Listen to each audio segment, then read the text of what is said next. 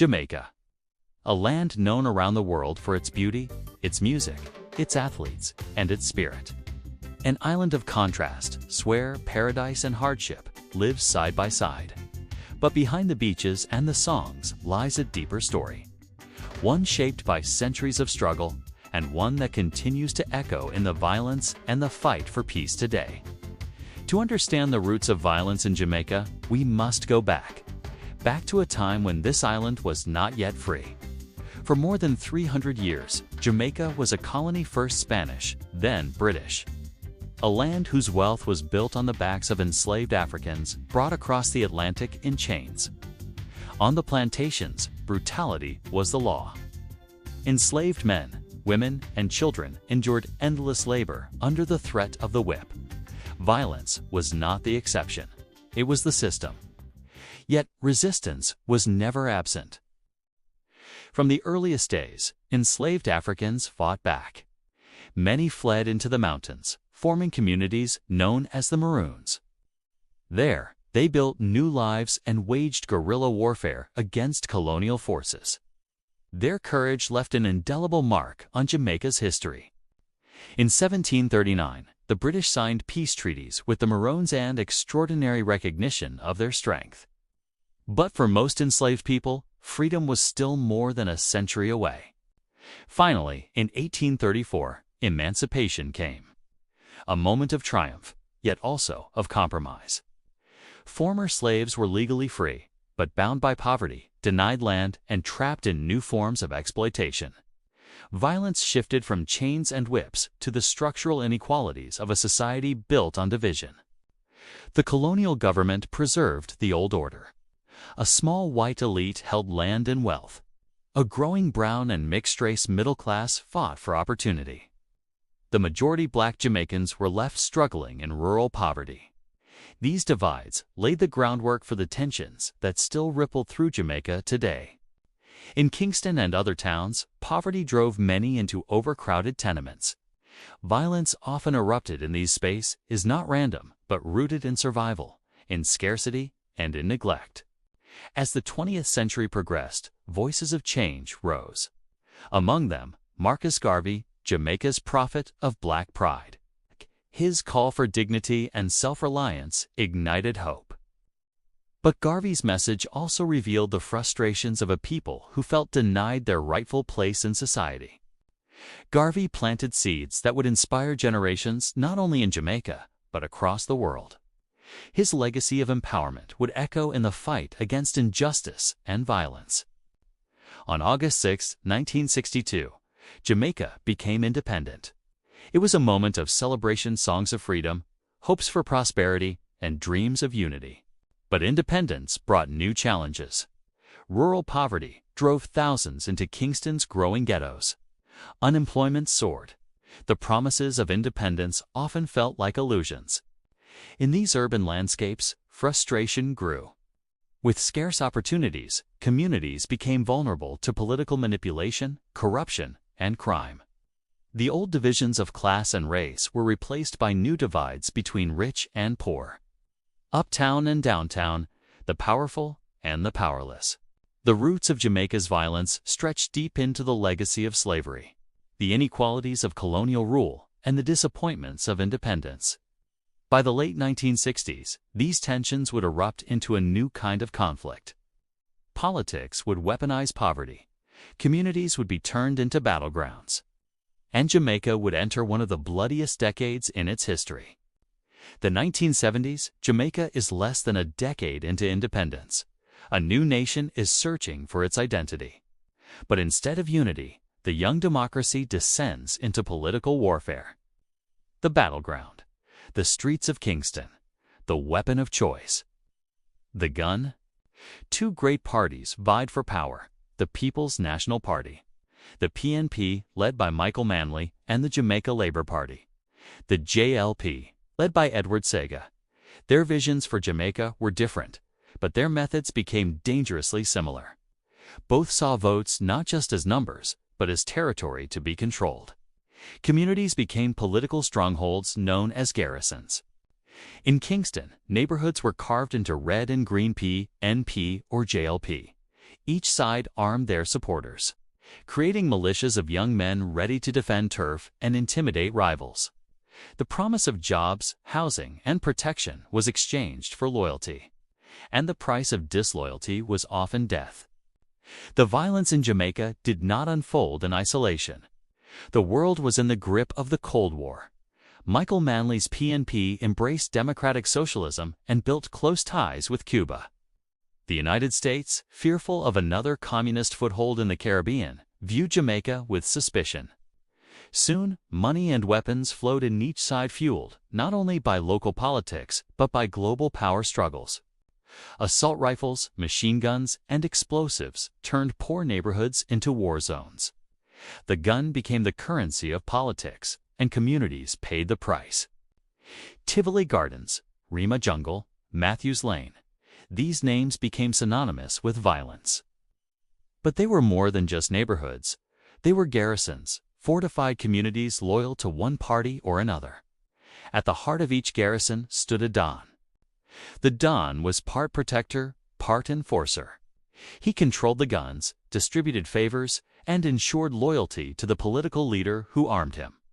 For many in these communities, the Don was more powerful than the police, more reliable than the government. Election campaigns became military operations. Streets were barricaded. Rivals were hunted. Gunmen exchanged fire in broad daylight. Families fled their homes. Entire communities were displaced. Between 1976 and 1980, thousands of Jamaicans were killed not by foreign armies, but by their own countrymen. The year 1980 marked one of the bloodiest elections in Jamaica's history. More than 800 people lost their lives in political violence. Each death deepened the wounds of division, and each bullet made reconciliation harder. For ordinary Jamaicans, life went on in the shadow of fear. Mothers raised children between crossfire. Students walked to school, past bodies on the street. Yet, even in the darkest days, the people held on to resilience, finding solace in music, in faith, and in each other. Reggae music carried the cry of the people. Songs of struggle, unity, and resistance echoed worldwide. Artists like Bob Marley became messengers of peace, calling for an end to political tribalism. In 1978, K. Marley famously brought Michael Manley and Edward Sega together on stage, his hands clasping theirs in a gesture of unity. For a moment, Jamaica saw hope. But peace was fleeting. The weapons that had flooded Jamaica in the 1970s did not vanish when elections ended. They remained in the hands of gangs. The Dons, once tied to politicians, began to carve out independent empires of crime.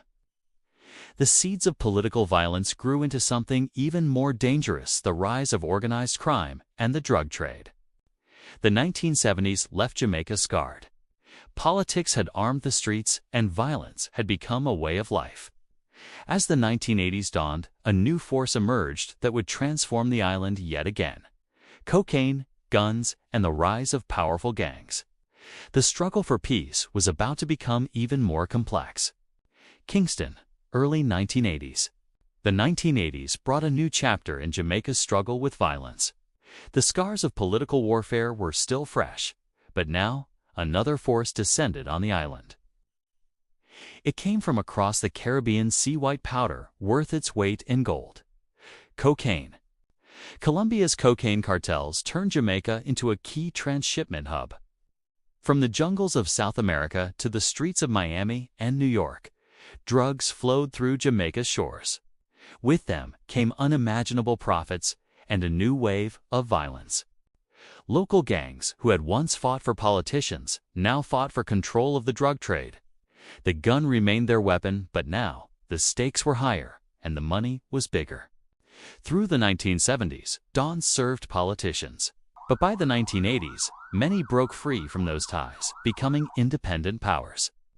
They ran communities like kingdoms, funded by drugs, extortion, and smuggling. Some maintained ties to political parties, but their true loyalty was to profit.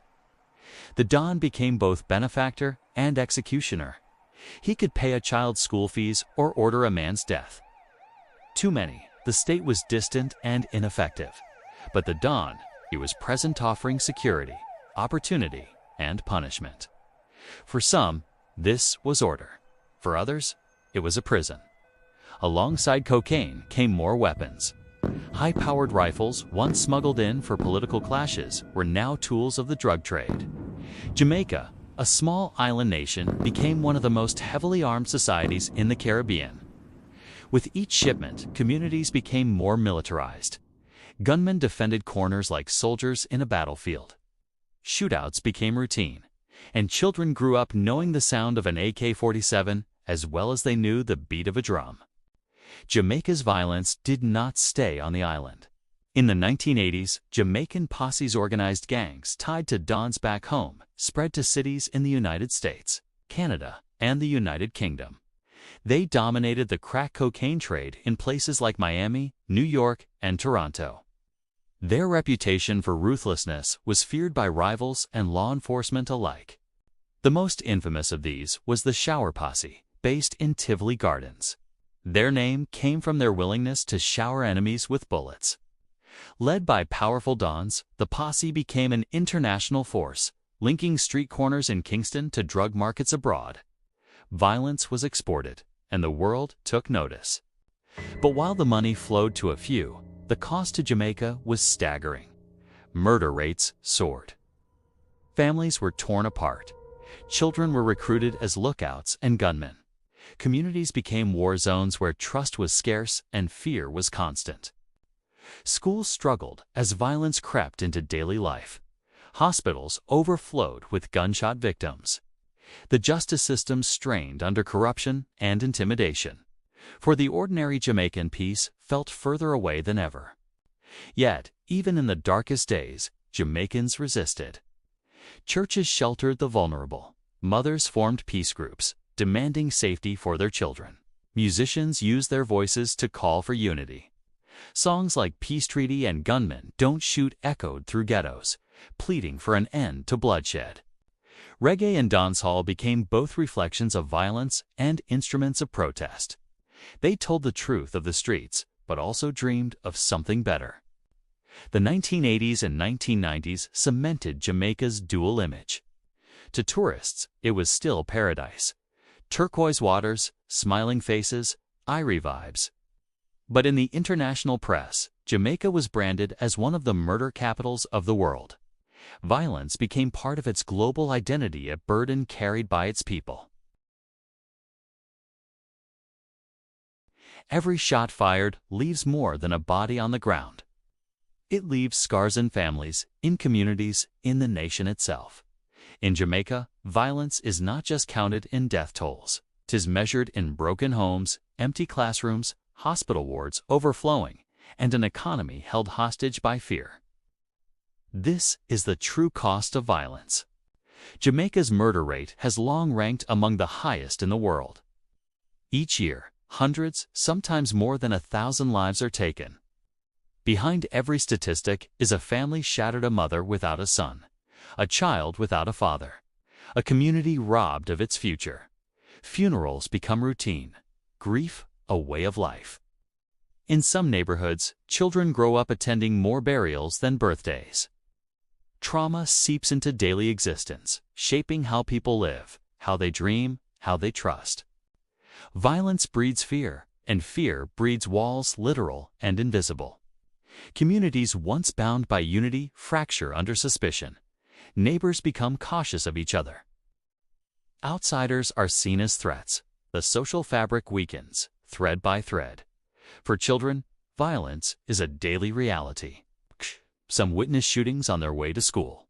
Others are recruited as lookouts or messengers by gangs before they reach adolescence. Too many are caught in the crossfire. Their futures cut short before they even begin. Teachers speak of empty chairs where students once sat, children killed, arrested, or simply vanished. Fear keeps many from even attending school. Education, the very path to breaking cycles of poverty and crime, is disrupted again and again.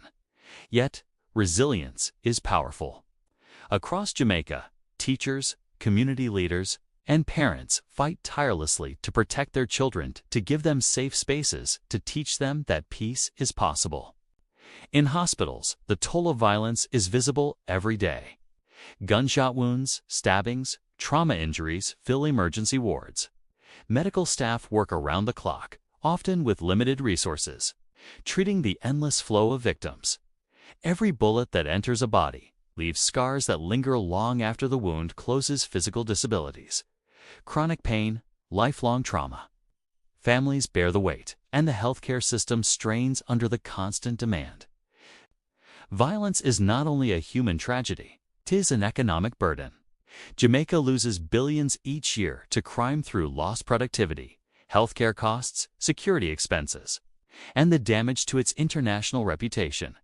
Studies estimate that crime costs Jamaica more than 5% of its gross domestic product annually.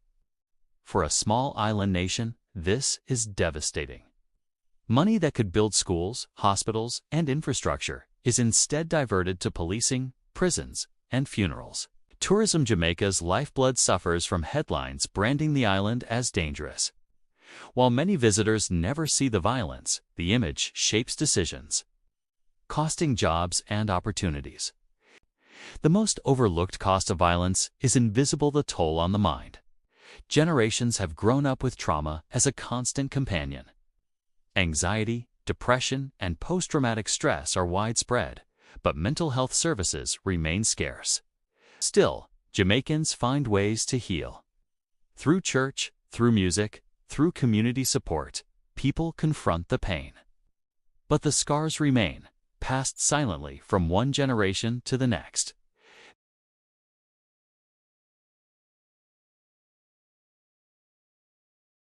Violence seeps not only into bodies and economies, but into culture. Music, especially dancehall, often reflects the harsh realities of the streets, sometimes glorifying the gun, sometimes condemning it. For critics, these lyrics fuel violence. For defenders, they are the raw voice of the ghetto, telling truths that the rest of society ignores.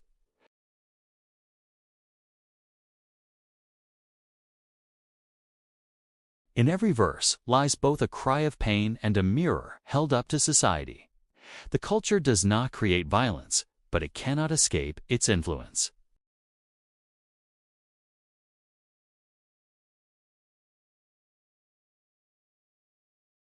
Yet, amid all the pain, there is hope.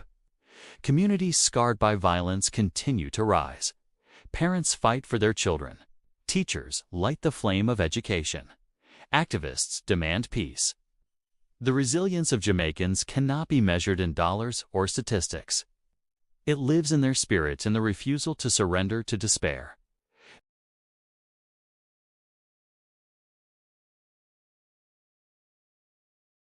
The cost of violence is heavy, borne in lives lost, futures stolen, and opportunities destroyed.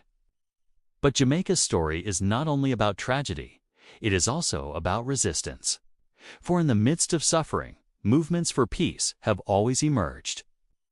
From the grassroots to the global stage, Jamaicans continue to fight not just against violence, but for peace. In the face of violence, Jamaicans have never remained silent. From the streets of Kingston to the hills of rural parishes, resistance has always risen. Some fight with music, some with prayer, some with protest. Together, their voices form a chorus, a call for peace, a demand for change. In the 1980s and 1990s, as violence consumed neighborhoods, ordinary citizens took extraordinary steps. Mothers organized vigils, demanding safety for their children. Community leaders negotiated truces between warring gangs. Teachers and pastors opened their doors, creating safe havens where none existed. Sometimes, peace began with something as simple as a football match to rival communities brought together on a field instead of a battlefield. Other times, it was the courage of one voice standing against the gun.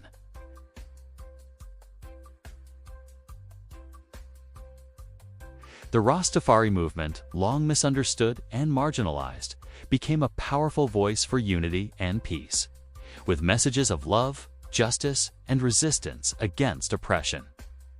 Rastafari offered an alternative to violence, a spiritual path rooted in dignity and harmony.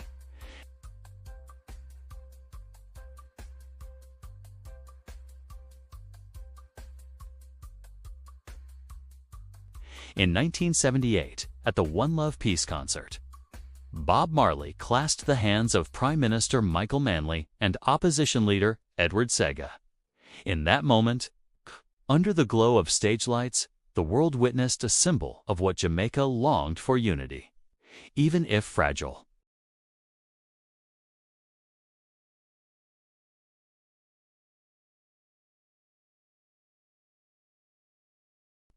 Music has always been Jamaica's heartbeat. Reggae carried cries of freedom, love, and justice across the globe. Songs like Equal Rights and War declared that peace cannot come without justice. Dancehall, often criticized for violent lyrics, also gave voice to the frustrations of the ghetto. Unfiltered truths that politicians ignored. Through lyrics and rhythm, artists have both reflected violence and resisted it. They have warned, protested, and inspired. Their voices are as much weapons as the guns in the street, but weapons aimed at awakening conscience, not spilling blood.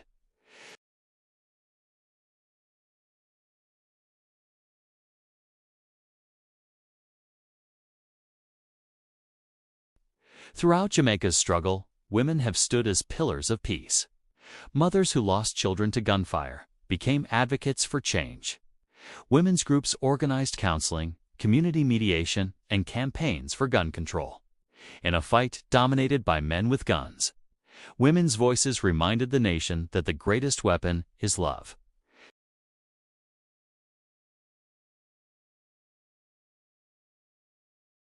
The church, too, has been a sanctuary. From Pentecostal congregations in Kingston to Anglican parishes in the countryside, faith communities provided refuge. Pastors walked into dangerous neighborhoods to broker truces. Churches sheltered youth fleeing gangs. The pulpit became both shield and sword against violence.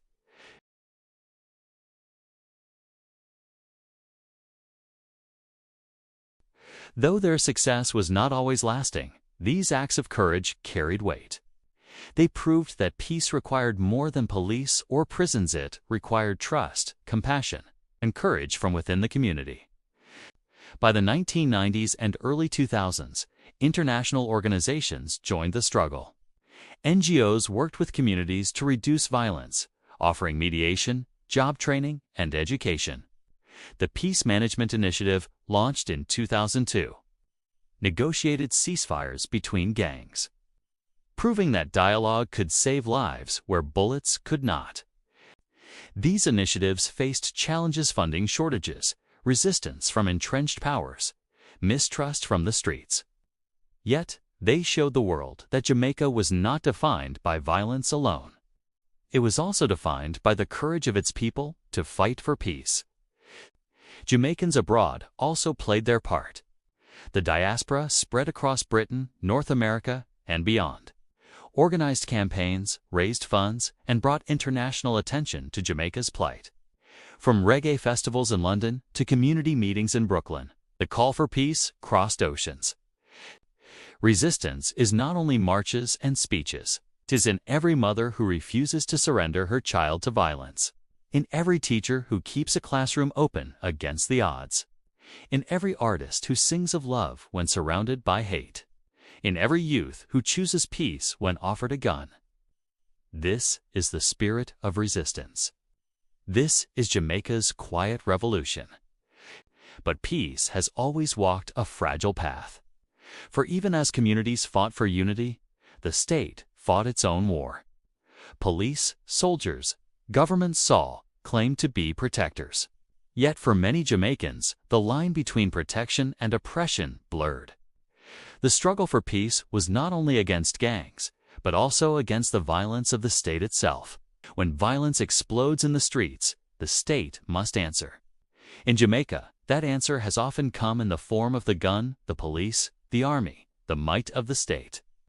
For decades, policing has stood at the front line of the country's fight against crime. Yet for many citizens, it has been a fight that feels as dangerous as the violence it seeks to control. After independence in 1962, Jamaica inherited a policing model rooted in colonial control. The Jamaica Constabulary, force designed not to serve communities, but to enforce order, often treated poor neighborhoods as enemy territory. The legacy of mistrust began here, and it would only deepen over time. As gun violence spiraled in the 1980s and 1990s, the state escalated its response. Police and soldiers launched aggressive operations in Kingston's ghettos, raids, curfews, door-to-door searches. Officially, these were missions to seize guns and capture gang leaders. Unofficially, they left behind resentment, fear, and accusations of brutality. Reports of extrajudicial killings mounted. Young men, suspected of gang ties, were often shot in disputed circumstances. Families accused police of planting guns to justify the deaths. Human rights groups raised alarm. But the violence between citizens and the state only intensified.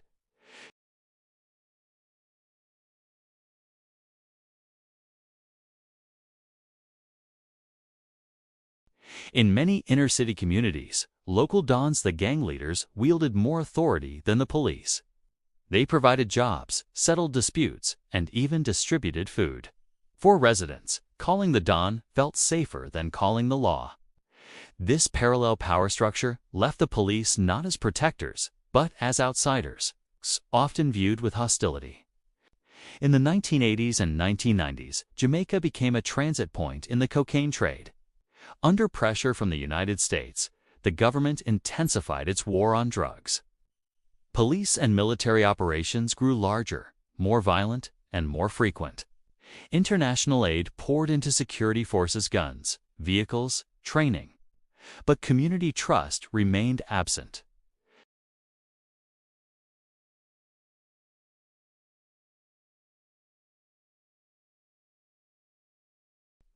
The most dramatic clash between state and citizens came in May 2010. The government, under pressure from the U.S., launched an operation in Tivoli Gardens to capture Christopher Dudu's coke. The powerful don accused of running a vast criminal empire. What followed was one of the deadliest confrontations in modern Jamaican history. Visual, armed soldiers moving through alleys, residents cowering indoors. For days, Tivoli was under siege. Gun battles raged. The community was sealed off from the outside world. Official reports said more than 70 civilians were killed. Human rights groups claimed the number was higher. Families spoke of loved ones executed in their homes. To this day, the Tivoli incursion remains a wound that has not healed. In the years that followed, the Jamaican government increasingly turned to states of emergency, temporary suspensions of normal rights, allowing military and police to lock down neighborhoods, impose curfews, and detain suspects without charge. Supporters argue these measures save lives, bringing murders down when they are in place. Critics say they are band-aids that mask deeper problems: poverty, inequality, political corruption. In recent years, efforts have been made to reform policing. Programs emphasize community engagement, human rights training, and accountability. The Independent Commission of Investigations, or INDECOM, was created to investigate police abuse. Slowly, trust is being rebuilt in some areas, but the shadow of history lingers. Jamaica's struggle reveals a painful dilemma. Violence demands a response, yet force alone cannot create peace. When policing becomes indistinguishable from the violence it seeks to stop, the cycle continues. True safety cannot be measured only in guns seized or arrests made. It must be measured in lives improved, opportunities created, trust restored. As the state grapples with its response, Jamaicans continue to search for deeper answers. Beyond guns, beyond policing, lies the question of what truly builds peace. In the face of so much violence, where does hope take root? To understand, we must look to the future and to the visions of a Jamaica free from fear.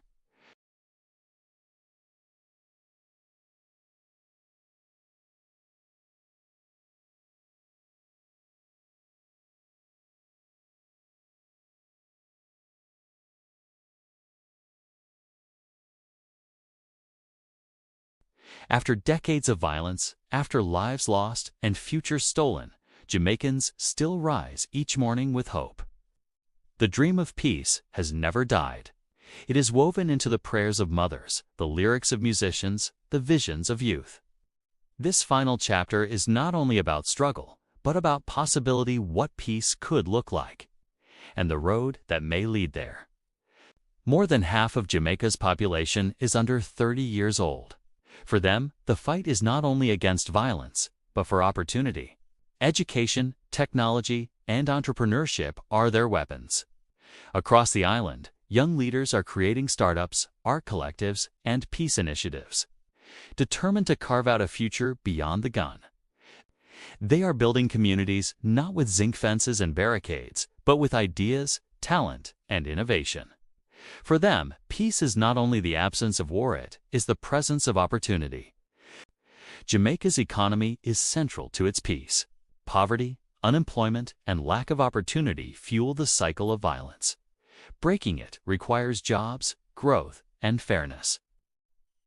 From farming cooperatives to digital nomad hubs, Jamaicans are reimagining how the island's economy can work for everyone, not just for the few. When young people can earn a living without fear, when families can prosper in safety, peace becomes more than a dream. It becomes a way of life. Education has always been Jamaica's most powerful weapon against violence. Every child who finishes school is one step further from the lure of gangs. Every teacher who opens a mind plants the seed of peace. From early childhood programs to universities, the island's classrooms are battlegrounds for hope. Yet, schools cannot stand alone. They need resources, support, and safety. Investing in education is investing in peace, not just for one generation, but for all to come. After decades of trauma, healing is essential. Peace requires more than ending gunfire, requires repairing hearts and minds. Across Jamaica, counseling programs, art workshops, and faith-based initiatives are helping communities process grief and reclaim hope.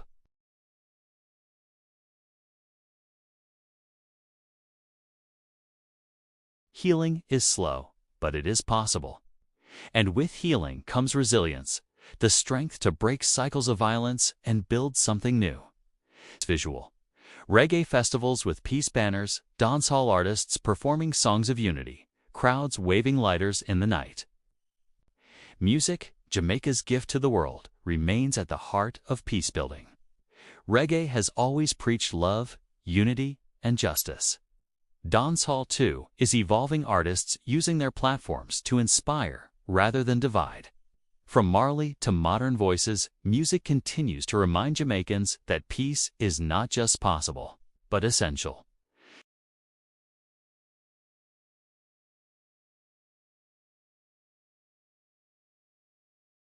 The Jamaican diaspora, millions strong in North America, Britain, and beyond, remains a vital force.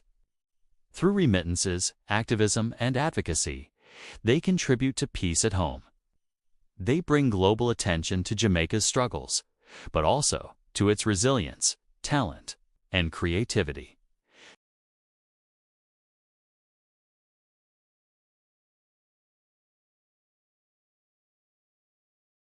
For peace to last, it must be national policy, not just local effort. It requires governments to invest in communities, not just in prisons. It requires laws that protect rights, not abuse them. It requires leaders who listen to the cries of their people. True peace is not imposed from above, is built from the ground up, with justice as its foundation.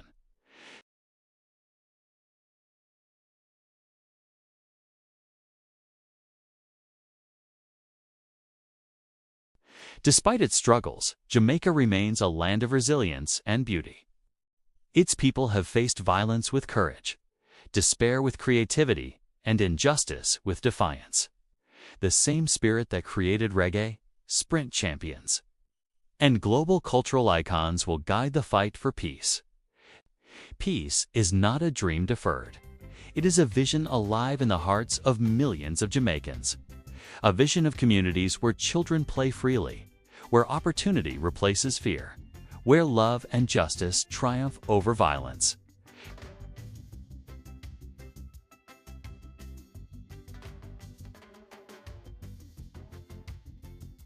Jamaica's story is not only one of violence, but of resistance, resilience, and hope.